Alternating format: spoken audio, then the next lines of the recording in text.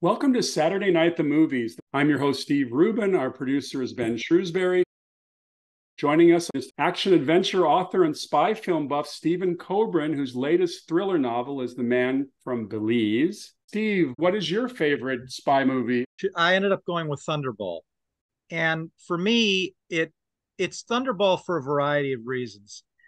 I've always enjoyed and gotten the most pleasure out of the Bond pictures that had the greatest sense of scale. Thunderball, I think, is really all of the great creatives of the series: Barry, Ken Adam, Ted Moore, and of course, Terrence Young, really firing on all cylinders with that picture. I think there's something very, very modern about Thunderball, even today, 58 years later. If you want to talk about really grand scale spectacle, to just look at the climax of that picture.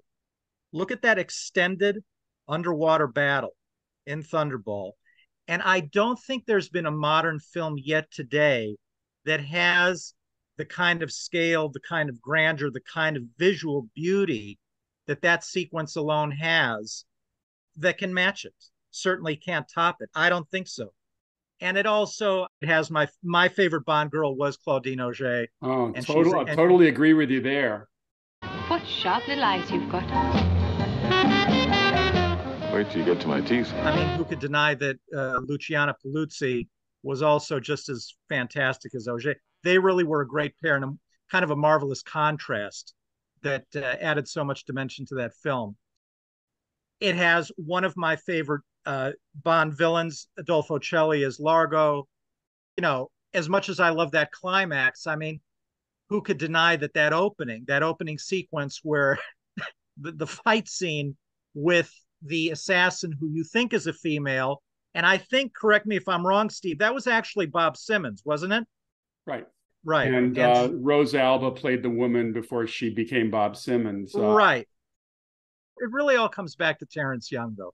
You know, if we're going to talk about really the way these pictures were made, he really was, for me, not just the principal architect behind the whole Bond universe. From my perspective, he was also the best filmmaker that the series ever had.